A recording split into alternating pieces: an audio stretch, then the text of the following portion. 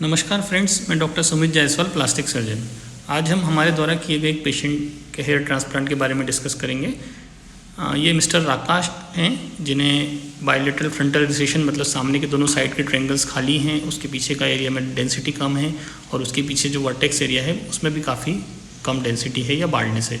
सो हम लोग बेसिकली दो एरियाज़ में हेयर ट्रांसप्लांटेशन करेंगे, एक फ्रंट के दोनों साइड के ट्रायंगल और जो पीछे का वर्टेक्स रीजन है, जो उन दोनों के बीच का जो हिस्सा है वहाँ पे काफ़ी सारे हेयर रूट्स हैं उन एरियाज़ में, लेकिन वो काफ़ी पतले हैं, थिन हैं, बड़े नहीं होते। तो हम लोग उसको नॉन सर्जिकल तरीके से PRP और मेडिकल मैनेजमेंट से इम्प्रूव करेंगे। जो बीच का एरिया रहता है वहाँ पर ऑलरेडी हेयर रूट्स हैं, तो यदि हम लोग उसमें ज़बरदस्ती ट्रांसप्लांट करने का कोशिश करेंगे तो रूट डैमेज हो जाएंगे और जो हम लोग लगाएंगे वो भी टेक नहीं होगा। सो हम लोग मार्किंग करते हैं कि हमें किस एरिया में ग्राफ्ट करना है और कहाँ नहीं करना है। सो इसके पहले हम लोग हेड को शेव करते हैं। हेड को जो शेविंग करना रहता है वो हर केस में ज़रूरी नहीं रहता है। कई लोगों में जब ग्राफ्ट का रिक्वायरमेंट कम रहता है तो हम नहीं करते हैं। कई लोग जिन्हें ज़्यादा कंसर्न रहता है कि हेयर कट नहीं होना चाहिए, तो उसमें हम लोग इंटरमीडिएट लेयर में निकालते हैं, मतलब फुल हेयर रहते हुए भी ट्रांसप्लांट किया जा सकता है। ये डोनर साइट हम लोग मार्क करते हैं कि हमें कहाँ से ग्राफ्ट निकालना है। जो डोनर साइट रहता है वो इस तरह का एरिया रहता है पोस्टीरियर स्कैल्प में, जो कि परमानेंट जोन रहता है, मतलब जहाँ के बाल स्थायी बाल रहते हैं, जहाँ पर बाल कभी नहीं गिरते हैं। सो हम लोग जो ट्रांसप्लांट करेंगे बाल वो भी स्थायी बाल रहते हैं, वो हमेशा के लिए रहते हैं। जो प्रोसीजर रहता है वो लोकल एनेस्थीसिया में किया जाता है, मतलब सिर का हिस्सा ही शून्य किया जाता है, बाकी आप पूरी तरह होश में रहते हैं और बीच में आप वॉशरूम जाना या लंच लेना दोनों प्रोसीजर की जा सकती है।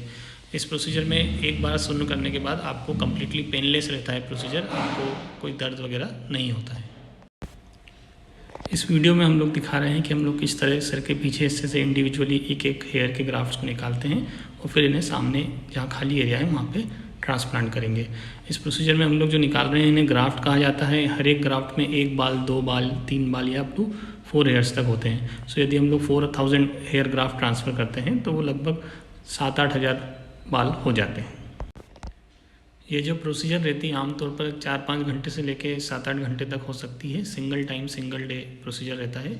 अगले दिन से आप लगभग सारे काम कर सकते हैं, कोई परहेज का ज़रूरत नहीं रहता है, अपने रूटीन एक्टिविटी पे नेक्स्ट डे से जा सकते हैं। जो ग्राफ्ट्स हमने निकाले हैं अब हम उन्हें ट्रांसप्लांट कर रहे हैं सामने के बाल्ड एरिया में। हम लोग ये इंश्योर करते हैं कि जो ग्राफ्ट है वो कम से कम समय तक एटमॉस्फेयर में रहे।